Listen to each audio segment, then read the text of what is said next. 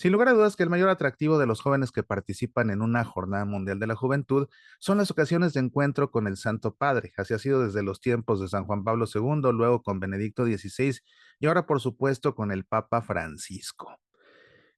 Esta mañana del jueves 3 de agosto, el Papa ha tenido ya su primer encuentro con los jóvenes, en este caso con los jóvenes universitarios, con los estudiantes de la Universidad Católica Portuguesa. Escuchó un mensaje que le dirigió la rectora de la universidad, después testimonios de algunos estudiantes y les respondió con un mensaje que ahora te comparto íntegro para que lo tengas aquí y lo puedas escuchar cuantas veces quieras. Los mensajes que dirige un papa cuando está de viaje apostólico, en este caso en esta Jornada Mundial de la Juventud, son mensajes que dirige a un grupo concreto de personas, pero también como pastor de la Iglesia Universal, son mensajes que transmite para todos los que pertenecen a ese grupo. En este caso, estas palabras dirigidas a los jóvenes universitarios de esta Universidad Católica Portuguesa son palabras que también alcanzan a los jóvenes universitarios de todo el mundo. A mí esto me emociona sobremanera porque sé que para muchos de ellos esta oportunidad de encuentro puede sembrar una semilla que habrá de florecer a lo largo de sus vidas. Te lo digo por experiencia, así me sucedió a mí. Cuando el Papa Juan Pablo II tuvo a bien visitar México por segunda ocasión, era yo un estudiante universitario justamente y su encuentro con los jóvenes en San Juan de los Lagos me marcó de una manera decidida. Hay palabras del Papa Juan Pablo II que se quedaron para siempre porque calaron muy hondo, en especial cuando el Papa le dijo a los jóvenes en mis tiempos, ustedes son la esperanza del mundo, ustedes son mi esperanza. Y ver cómo el Papa nos tomaba tan en serio es algo que me tomé muy a pecho y que por esa razón, estando ya desarrollando un trabajo apostólico bastante intenso como estudiante universitario, decidí dedicar mi vida de lleno al apostolado y mira que este agosto estoy cumpliendo, gracias a Dios, 35 años de servicio apostólico ininterrumpido en 2 países. Así que estoy seguro de que este encuentro con el Papa y estos universitarios habrá de suscitar grandes vocaciones a vivir de lleno a nuestra fe católica y por eso me emociona. Hay una frase que a mí en concreto me llama mucho la atención de este discurso del Papa. Escúchalo porque puede ser que a ti también estas palabras te impacten o puede ser que encuentres otras que resuenen en tu corazón. Cuando les dijo, tengan la valentía de sustituir los miedos por los sueños. No sean administradores de miedos, sino emprendedores de sueños.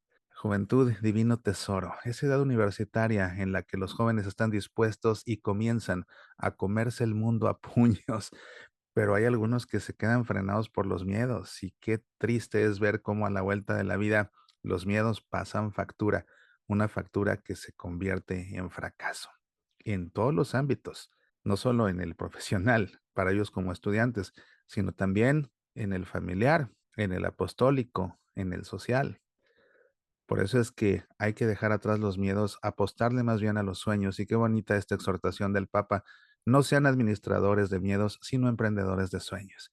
Aquí está el discurso completo del Santo Padre. Queridos hermanos y hermanas, buen día. Gracias, señora rectora, por sus palabras. Ha dicho que todos nos sentimos peregrinos. Es una hermosa palabra cuyo significado merece ser reflexionado.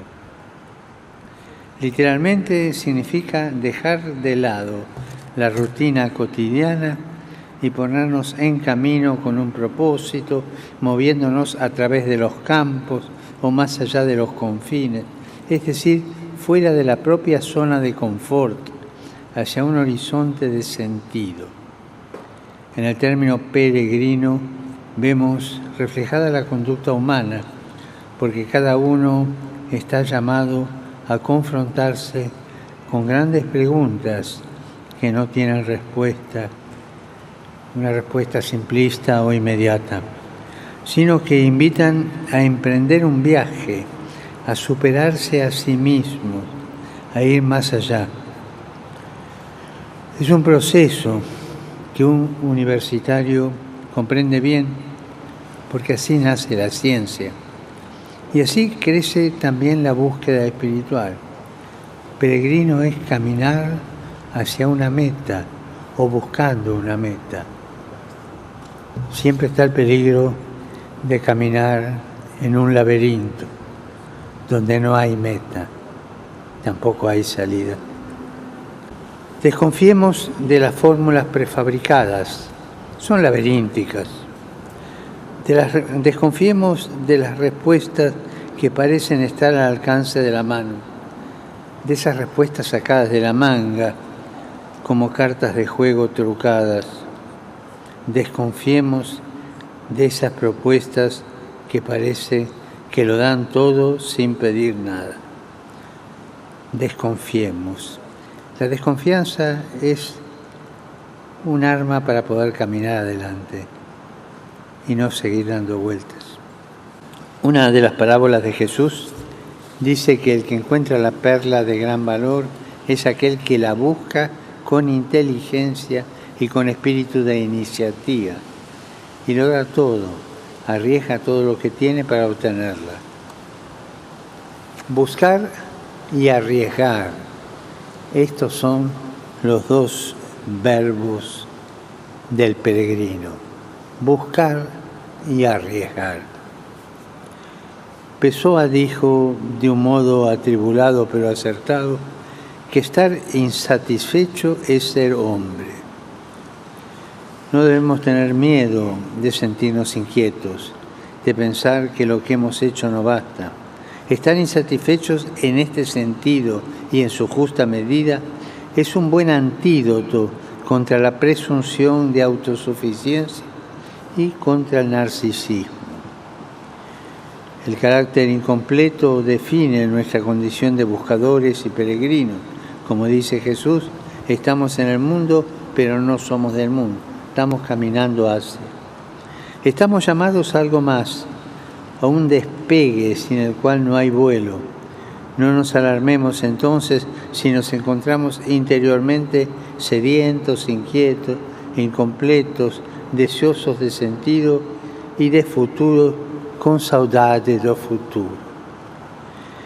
Y aquí, junto a la saudade del futuro, no se olviden mantener viva esa memoria del futuro. No estamos enfermos, estamos vivos. Preocupémonos más bien cuando estamos dispuestos a sustituir el camino a recorrer por el detenernos en cualquier oasis, aunque esa comunidad sea un espejismo. Cuando sustituimos los rostros por las pantallas, lo real por lo virtual, cuando en lugar de las preguntas que desgarran, preferimos las respuestas fáciles que anestesian. Y la podemos encontrar en cualquier manual de trato social, de cómo comportarse bien. Las respuestas fáciles anestesian. Amigos, permítanme decirles, busquen y arriesguen, busquen y arriesguen. En este momento histórico, los desafíos son enormes, los quejidos son dolorosos. Estamos viendo una tercera guerra mundial a pedacitos, pero abrazamos el riesgo de pensar que no estamos en una agonía, sino en un parto. No en el final, sino al comienzo de un gran espectáculo. Y hace falta coraje para pensar esto. Sean, por lo tanto, protagonistas de una nueva coreografía que coloque en el centro a la persona humana. Sean coreógrafos de la danza de la vida. Las palabras de la señora rectora han sido inspiradoras para mí, en particular cuando ha dicho que la universidad no existe para preservarse como institución, sino para responder con valentía a los desafíos del presente y del futuro.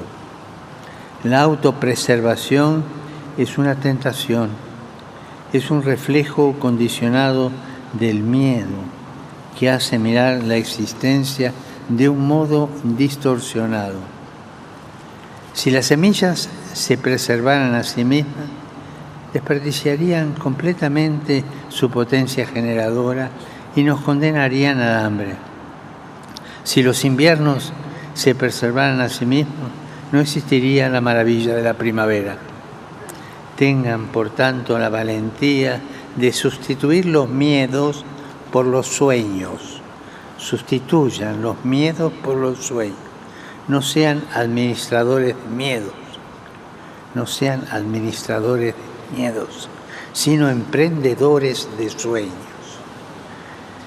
Sería un desperdicio pensar en una universidad comprometida en formar a las nuevas generaciones solo para perpetuar el actual sistema elitista y desigual del mundo, en el que la instrucción superior es un privilegio para unos pocos.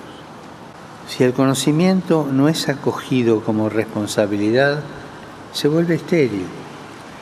Si el que ha recibido una instrucción superior, que hoy en Portugal y en el mundo sigue siendo un privilegio, no se esfuerza por restituir algo de aquello con lo que ha sido beneficiado, en el fondo no ha comprendido lo que se le ha ofrecido. Me gusta pensar que en el Génesis las primeras preguntas que Dios hace al hombre son: ¿dónde estás? ¿Y dónde está tu hermano? Nos hará bien preguntarnos: ¿dónde estoy? ¿Estoy encerrado en mi burbuja o corro el riesgo de salir de mis seguridades para ser un cristiano practicante, un artesano de la justicia, un artesano de la belleza? Y también, ¿dónde está mi hermano? Experiencias de servicio fraterno como la de Mission País y tantas otras que nacen en el ámbito académico deberían ser consideradas indispensables para quien pasa por la universidad. El título de estudio, en efecto, no puede ser visto solo como una licencia para construir el bienestar personal, no, sino como un mandato para dedicarse a una sociedad más justa, una sociedad más inclusiva, es decir, más desarrollada. Me han dicho que una de vuestras grandes poetisas, Sofía de Mello, Brandon Andersen, en una entrevista que es una especie de testamento a la pregunta ¿qué le gustaría haber realizado en Portugal en este nuevo siglo?, respondió sin vacilar: me gustaría que se realizase la justicia social, la disminución de las diferencias entre ricos y pobres. Les remito a ustedes esta pregunta. Ustedes, queridos estudiantes, peregrinos del saber, ¿qué quisieran ver realizado en Portugal y en el mundo? ¿Qué cambios, qué transformación y de qué manera la universidad, sobre todo la católica, puede contribuir a esto? Beatriz, Maor, Mariana, Tomás, les agradezco sus testimonios. Tenían todo un tono de esperanza, una carga de entusiasmo realista. No había en ellos quejas ni tampoco ilusorias fugas hasta adelante. Ustedes quieren ser protagonistas del cambio. Como ha dicho Mariana, escuchándolos he pensado en una frase que tal vez les es familiar, del escritor José de Almada Negreiros. Soñé con un país donde todos llegaban a maestros.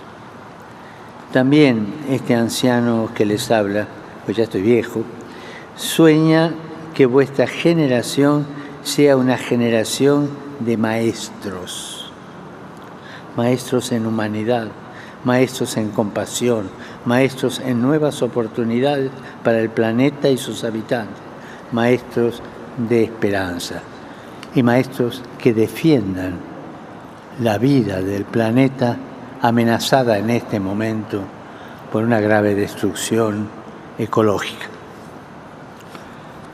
Como algunos de ustedes han evidenciado, debemos reconocer la urgencia dramática de hacernos caso de la casa común.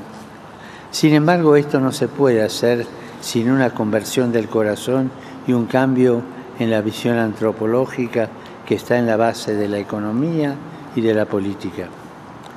No nos podemos conformar con simples medidas paliativas o con compromisos tímidos y ambiguos.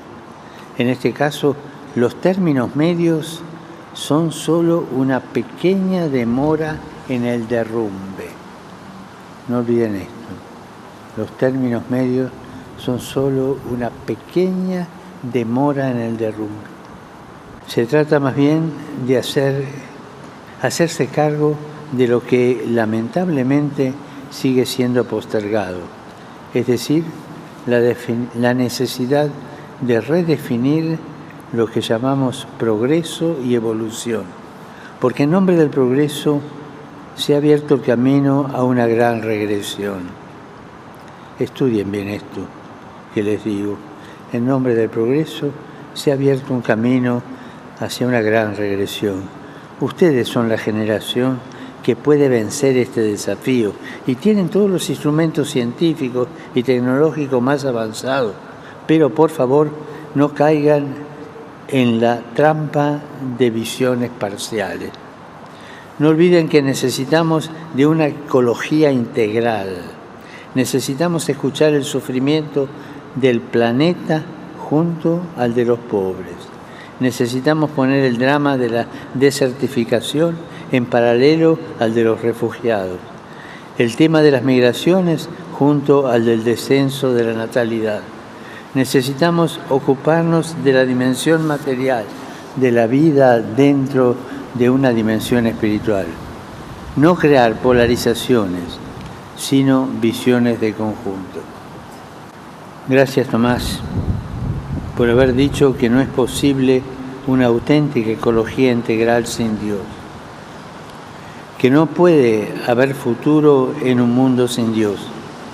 Quisiera decirles que hagan creíble la fe a través de las decisiones, porque si la fe no genera estilos de vida convincentes, si no hace fermentar la masa del mundo, no basta con que un cristiano esté convencido, debe ser convincente. Nuestras acciones están llamadas a reflejar la belleza, a la vez alegre y radical, del Evangelio. Además, el cristianismo no puede plantearse como una fortaleza rodeada de muros que alza sus bastiones frente al mundo. Por eso me pareció muy incisivo el testimonio de Beatriz cuando dijo que precisamente partiendo del ámbito de la cultura se siente llamada a vivir las bienaventuranzas. En cada época, una de las tareas más importantes de los cristianos es recuperar el sentido de la encarnación. Sin la encarnación, el cristianismo se convierte en una ideología. Y la tentación de las ideologías cristianas, entre comillas, es muy actual. Es la encarnación la que nos permite asombrarnos por la belleza que Cristo revela a través de cada hermano y hermana, de cada hombre y mujer. Y a este propósito, es interesante que la nueva cátedra dedicada a la economía de Francisco, ustedes hayan unido la figura de Clara. En efecto, la contribución femenina es indispensable. En el inconsciente colectivo, ¿cuántas veces está pensar que las mujeres son de segunda? Son suplentes, no juegan de titulares. Y eso existe en el inconsciente colectivo. La contribución femenina es indispensable. Por lo demás, en la Biblia se ve cómo la economía de la familia está en buena parte en manos de la mujer.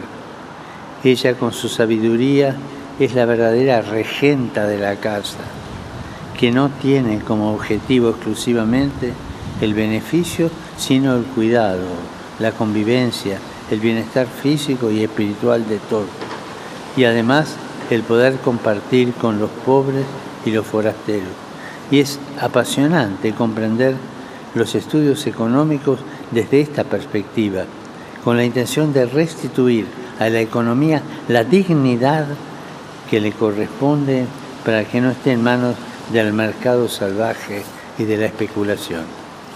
La iniciativa del Pacto Educativo Global y los 7 principios que establecen su arquitectura incluyen muchos de estos temas, desde el cuidado de la casa común hasta la plena participación de las mujeres para llegar a la necesidad de encontrar nuevos modos de entender la economía, la política, el desarrollo y el progreso. Los invito a estudiar el Pacto Educativo Global, a apasionarse por él. Uno de los puntos que trata es el de la educación en la acogida y la inclusión.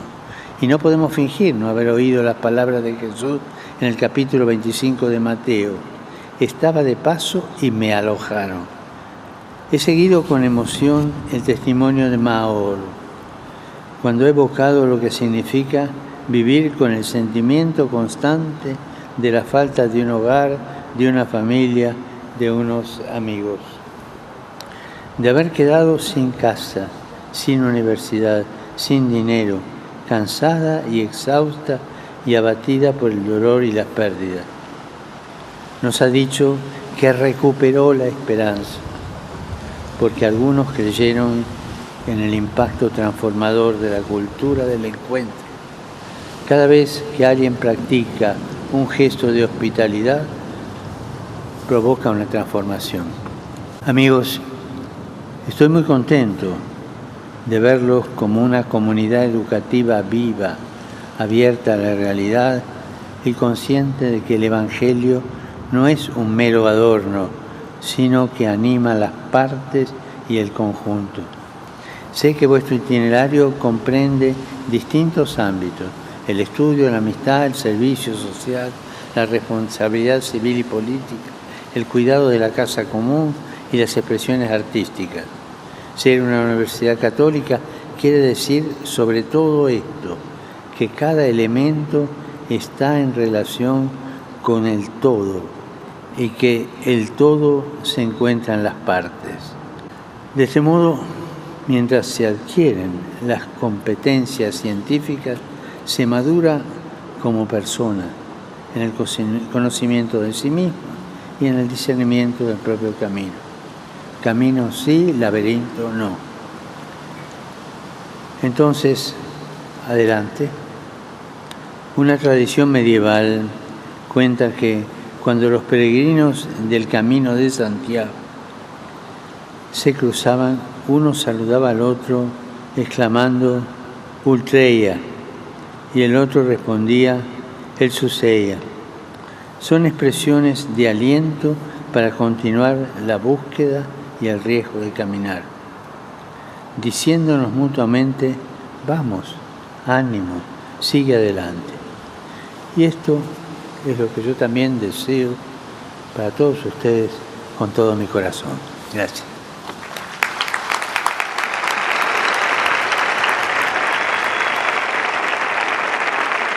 Sigamos al pendiente de los encuentros de los jóvenes con el Papa Francisco en esta Jornada Mundial de la Juventud allá en Portugal. Sigue esta cobertura especial y recemos por todos esos jóvenes para que todo lo que escuchen del Santo Padre penetre su corazón y dé fruto en sus vidas. Soy Mauricio Pérez. Estas son Semillas para la Vida.